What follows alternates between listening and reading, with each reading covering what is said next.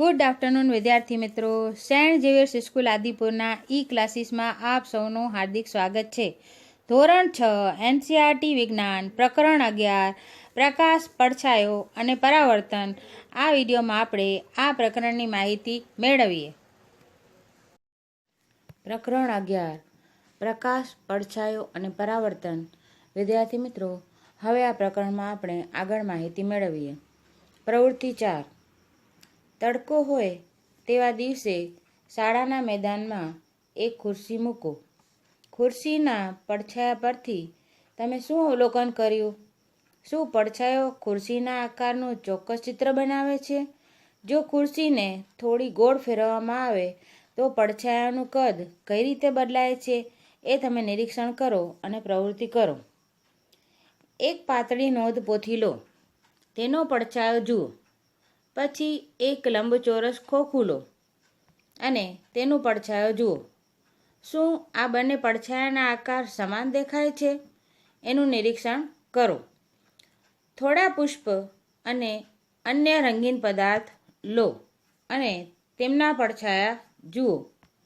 દાખલા તરીકે લાલ ગુલાબ અને પીળું ગુલાબ, બંને અલગ અલગ રંગના ગુલાબ લ્યો.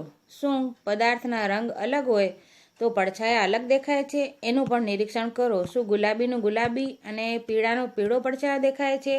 એનું નિરીક્ષણ કરો.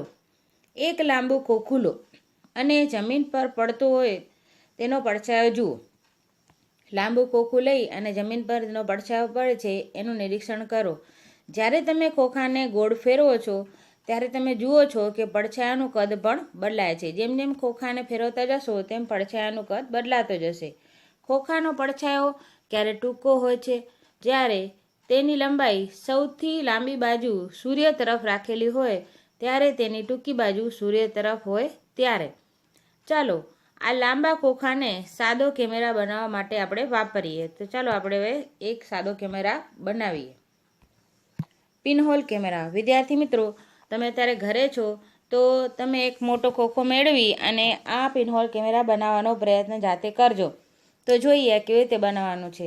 તમે વિચારતા હશો કે કેમેરો બનાવવા માટે ઘણી બધી વસ્તુઓની જરૂર પડે છે. વાસ્તવમાં નહીં.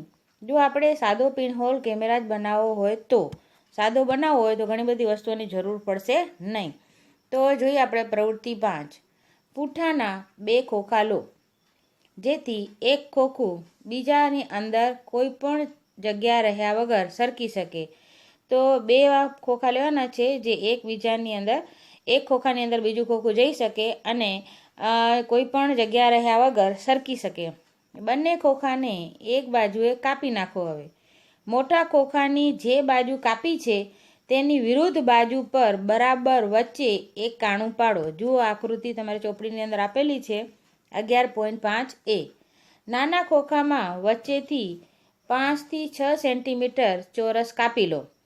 ખોખાના આ ચોરસને ટ્રેસિંગ પેપર એટલે કે અર્ધ પારદર્શક કાગળની ઢાંકી દો. જુઓ આકૃતિ 15.5bમાં કેવી રીતે કર્યું છે જુઓ. નાના ખોખાને છિદ્રવાળા મોટા ખોખાની અંદર એવી રીતે સરકાવો કે જેથી ટ્રેસિંગ પેપરવાળી બાજુ અંદરની તરફ રહે. એ ધ્યાન રાખવાનું છે. જુઓ આકૃતિ 15.5cમાં તમે તે જોઈ શકો છો. તમારો પિનહોલ કેમેરા ઉપયોગ માટે હવે તૈયાર છે. પિનહોલ કેમેરાને પકડીને નાના ખોખાની ખુલ્લી બાજુમાંથી જુઓ. તમે તમારું માથું અને પિનહોલ કેમેરાને ઢાંકવા માટે કાળા કપડાનો ઉપયોગ કરી શકો છો. મમ્મીની કોઈ કાળી ચૂની હોય તો પણ ચાલે. હવે થોડા અંતરે રહેલા પદાર્થો જેમ કે વૃક્ષ છે, ઇમારતને તમે પિનહોલ કેમેરાથી જોવાની કોશિશ કરો. જુઓ વિદ્યાર્થી મિત્રો, અહીં તમને ચિત્ર બતાવેલું છે. સ્લાઇડિંગ પિનહોલ કેમેરા કેવી રીતે તૈયાર કર્યું છે. જુઓ આ પહેલું ખોખું છે, બીજું ખોખું છે, પછી એક ખોખાની અંદર બીજા ખોખાને કેવી રીતે નાખવાનું છે કે જેથી આ રીતે આગળ પાછળ એને સરકાવી શકાય. તો આ રીતે તમારે ઘરે આ પ્રવૃત્તિ કરવાની છે ને પિનહોલ કેમેરા બનાવવાનો પ્રયત્ન કરવાનો છે. એ ખાતરી કરો કે જે પદાર્થને તમારે પિનહોલ કેમેરામાંથી જોવાની ઈચ્છા હોય તે તેજસ્વી સૂર્યપ્રકાશમાં હોવું જોઈએ. વિદ્યાર્થી મિત્રો, અહીંયા અંધારું હોવું જોઈએ નહીં. તેજસ્વી સૂર્યપ્રકાશ હોવું જરૂરી છે. જ્યાં સુધી બીજા છેડે લગાડેલા ટ્રેસિંગ પેપર પર ચિત્ર જોવા ન મળે ત્યાં સુધી નાના ખોખાને તમારે આગળ પાછળ ખસેડવાનું છે. જ્યાં સુધી બીજા છેડે ટ્રેસિંગ પેપર પર ચિત્ર જોવા ન મળે ત્યાં સુધી તમારે જે અંદરનું નાનું ખોખું છે તમારે શું કરવાનું છે, એને આગળ પાછળ ખસેડી અને વ્યવસ્થિત ફિક્સ કરવાનું છે. શું પડછાયા કરતા પિનહોલ કેમેરાના પ્રતિબિંબો જુદા છે? તમારા પિનહોલ કેમેરા વડે તેજસ્વી સૂર્યપ્રકાશમાં ફરતા વાહન કે રોડ તરફ જતા લોકોને પણ જુઓ. શું કેમેરામાં દેખાતા ચિત્રો બીજી બાજુએ વસ્તુઓના રંગો પણ દેખાડે છે? શું ચિત્રો સીધા દેખાય છે કે ઉલટા? તો વિદ્યાર્થી મિત્રો, તમે પડછાયો જોતા હતા તો એમાં કલર દેખાતા નહોતા. પીળો ગુલાબ પણ કાળો દેખાતો હતો, લાલ પણ અહીંયા તમને જે રંગનું ચિત્ર છે એવું તમને ચિત્ર દેખાશે. ચાલો પિનહોલ કેમેરા વડે આપણે સૂર્યનું પ્રતિબિંબ જોઈએ. આ માટે આપણને થોડીક અલગ પ્રકારની ગોઠવણી જોઈશે. આપણને ફક્ત વચ્ચે છિદ્ર કે પિનહોલ હોય તેવી મોટી કાર્ડબોર્ડની એક શીટ જોઈએ. કાર્ડબોર્ડ શીટને સૂર્યની સામે ઊંચે પકડી રાખો અને તેનો પડછાયો ચોખ્ખા વિસ્તાર પર પડવા દો.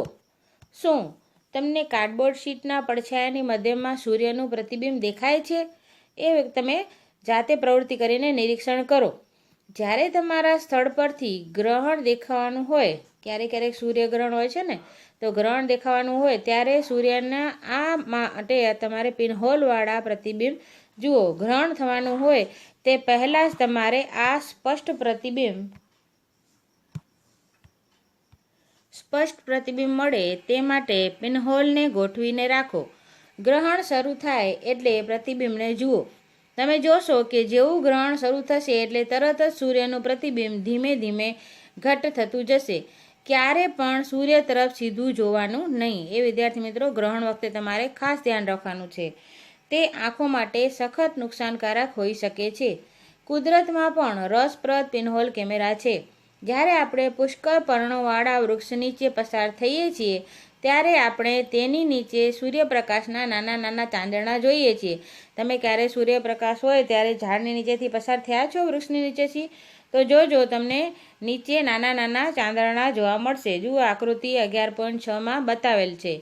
આ વર્તુળાકાર પ્રતિબિંબો હકીકતમાં સૂર્યના પિનહોલ પ્રતિબિંબ છે. પર્ણો વચ્ચેની જગ્યાઓ પિનહોલ તરીકે વર્તે છે. આ જગ્યાઓ એ બધા જ પ્રકારના અનિયમિત આકાર છે. પર્ણો વચ્ચેની જે જગ્યા છે એ શેના તરીકે વર્તે છે? પિનહોલ તરીકે વર્તે છે. પણ આપણને સૂર્યનું વર્તુળાકાર પ્રતિબિંબ જ દેખાય છે. હવે ફરીથી ગ્રહણ થાય ત્યારે સૂર્યના પ્રતિબિંબનું સ્થાન નિર્ધારિત કરો. તેમાં ખૂબ જ મજા આવશે. જુઓ, આકૃતિ 11.6 કુદરતી પિનહોલ કેમેરા. વૃક્ષની નીચે સૂર્યના પિનહોલ પ્રતિબિંબ જુઓ. ઝાડની નીચે સૂર્યના તડકામાં તમે જાઓ તો જુઓ, આ રીતે તમે જોઈ શકો છો કેવી રીતે પ્રકાશ દેખાય છે. તો આ છે પર્ણોની વચ્ચે રહેલ પિનહોલ. બુજાને એક વિચાર આવ્યો. આપણા પિનહોલ કેમેરા વડે આપણે રોડ પરની વ્યક્તિના ઉલટા પ્રતિબિંબ જોવા, તો સૂર્યના પ્રતિબિંબનું શું? શું આપણને તેને ઉલટી કે એવી રીતે કોઈ જોઈ શક્યા? શું આપણે તેને ઉલટી કે એવી કોઈ રીતે જોઈ શક્યા? વિચારો. પહેલીને બીજો વિચાર આવ્યો. જો પ્રકાશ સીધી રેખામાં ગતિ કરે તો જ શું આપણને આ બધા પરિણામો જોવા મળે? કારણ કે આપણે જાણીએ છીએ કે સૂર્યનો પ્રકાશ તો સીધી રેખામાં જ આપણા પર આવે છે. તો એને વિચાર આવે છે કે સીધી રેખામાં જ ગતિ કરે તો જ આવું થાય. પ્રતિબિંબની રચના અને પિનહોલ પ્રતિબિંબ મળવા શક્ય છે તેવો એને પ્રશ્ન છે. તો વિદ્યાર્થી મિત્રો, આ વિડીયોમાં આપણે આ પાઠની આટલી માહિતી મેળવીશું. હવે પછીની માહિતી આપણે પછીના વિડીયોના ભાગમાં મેળવીશું. થેન્ક યુ વિદ્યાર્થી મિત્રો. Take care. God bless you.